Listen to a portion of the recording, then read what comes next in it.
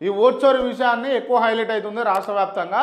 So ఇంకొక bomb వేలవాలంటే పాపం కొండ సురేఖనే దొరుకుతుంది. గతంలో కొండ సురేఖనే వాడిరు, ఇప్పుడు కొండ సురేఖనే వాడుతూ ఉన్నారు. అప్పుడు హైడ్రా విషయంలో కొండ సురేఖను వాడి కేటీఆర్ను తిట్టిపిచ్చిరు సురేఖతోటి. ఇప్పుడు మళ్ళీ ఇక్కడ జూబ్లీహిల్స్ ఉప ఎన్నికలో ఓట్చోరి జరుగుతూ ఉంది అని రాష్ట్రం అంతా గుసగుసలు పెడుతుంది, వింటుంది అని చెప్పేసి ఇప్పుడు మళ్ళీ కొండ సురేఖనే కార్నర్ చేశారు. అంటే అలుసుగు ఎవరు దొరికిర్రు, అనువు ఎవరున్నారు, బీసీలు ఎవరు ఉన్నారు? అరే మీ క్యాబినెట్లో 8 మంది బీసీ మంత్రులు ఉండాలి. ఉన్న బీసీ మంత్రులను చక్కగా నిర్వహిస్తలేరు. ఇక మళ్ళీ మేము బీసీలకు న్యాయం చేస్తాం, బీసీలను ఉద్ధరిస్తాం, బీసీలను నెత్తిన పెట్టుకొని ఊరేగుతాం అని గొప్ప గొప్ప మాటలు, పెద్ద పెద్ద మాటలు, బడా బడా మాటలు, అన్నీ అలిబొల్లి కబుర్లు అని చెప్పేసి అర్థమవుతా ఉంది. రైట్. ఏకంగా టెండర్ల పేరుతో సెటిల్మెంట్ల పేరుతో దోపిడీ జరుగుతుంది అని సిట్టింగ్ మినిస్టర్ కూతురే బయట పెట్టడంతో కంగుతిన్నటువంటి రేవంత్ రెడ్డి వర్గం.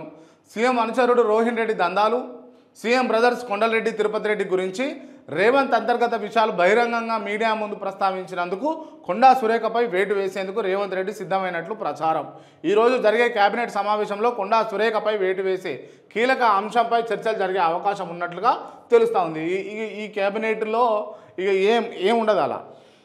వాళ్ళు ఆల్రెడీ ఆయన ఒకటి డిసైడ్ అవుతాడు, కొండా సురేఖను డిస్మిస్ చేస్తాం, అయిపోతుంది, ఆమెను బర్తరఫ్ చేస్తాం, వెళ్ళిపోతుంది అని అంటాడు, అయిపోతుంది, అందరు సపోర్ట్లు కొడుతుంది. ఎందుకంటే బీసీ కదా.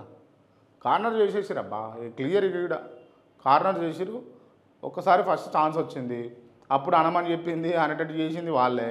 ఇప్పుడు మళ్ళీ ఈ విషయము ఇట్లా ఇక మెల్లమెల్ల చేసుకుంటూ నడుపుకుంటూ వచ్చారు. కథం తీరా ఇప్పుడు మొదలు కాడ కొట్టి నూకి పడేస్తారు. ఇక ఇంతే. ఇక పిల్ల పెద్ద బ్రహ్మసోద్యం కూడా లేదు. ఇక కానీ ఏందనంటే ఒక ఆయన కొట్టుకుంటే చింతపండు రేటు బయటపడ్డట్టు ఇప్పుడు ఇల్లు కొట్టుకొని అసలు కథ బయట పెట్టేసిరి. అసలు కథ బయట పెట్టిరు. ఇక టెండర్ల కోసం కాంగ్రెస్ పార్టీలో ఎన్ని కుమ్మలాటలు అవుతున్నాయి చూడరు. ఇక ఇది బహిర్గతంగా బయటకు వచ్చిన విషయం. అంతర్గతంగా డబ్బుల కోసం లేకపోతే ఈ ప్రజల సొమ్మును పీల్చి పిప్పి చేసేటందుకు ఎంత పన్నాగాలు పడుతురు లోపల అన్నది తెలంగాణ ప్రజల అవసరం ఆలోచన చేయాల్సింది. ఇది కొండా సుస్మితా పటేల్ యొక్క విషయము. ఒకసారి ఈ వీడియో చూస్తే మీకు అర్థమవుతుంది. నేను కొండా సుస్మితా పటేల్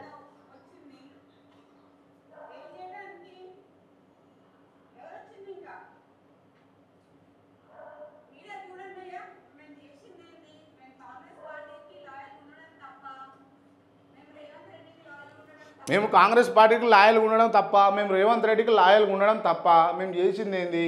మమ్మల్ని ఎందుకు అరెస్ట్ చేస్తానికి వచ్చారు? మా అమ్మని అరెస్ట్ చేస్తారా అని మేము అడుగుతుంది.